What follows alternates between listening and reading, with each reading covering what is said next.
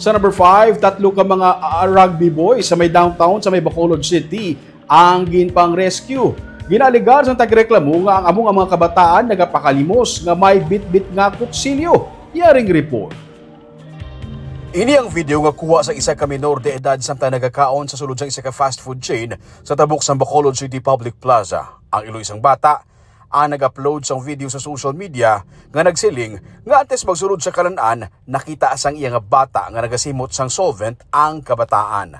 Samtang nagakaon, ginasabad sila sang kabataan kag nag-aligarang iloy nga ang isa sa ila may bit-bit nga kutsilyo.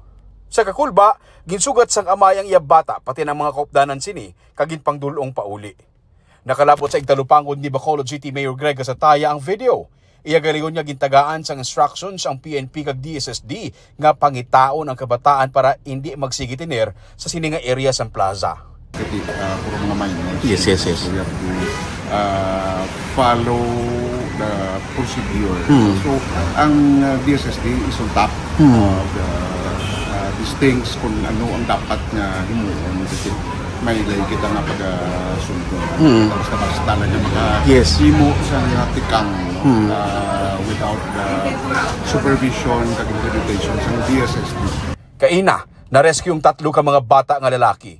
Ginpakaon kag ginsuksukan sang tsinelas antes gindala sa pasilidad sa gobyerno para sa mga minor de edad.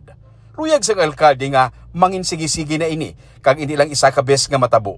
Luyag naman nga wala sa may nagalayaw nga mga kabataan nga nagasimot sang solvent nga naga-standby sa dalanon.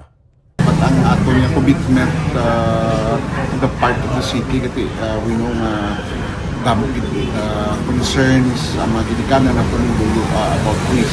So I told them some aspect lang of consistency. No? Kasi kaginahimo naman nila correct. May mga reports kung sila pinapadala ang DSSD sa aton. So nga po naman sila discussion ko na was kung anong mga areas of concern na makabulig pag ang syudad para hindi kita pag ang implementation sa program sa gobyerno na magpatalo. Dugang pasang alkalde, obligasyon sa ginikanan nga tatapon ang ilang kabataan kag hindi pagpabayaan. Nagapasalamat man siya sa iloy nga nagpost sa social media sa natabo kay para sa alkalde, ang ini nga klase sa problema malubad lang kung nagabinuligay ang komunidad, ang gobyerno, pati na ang mga ginikanan.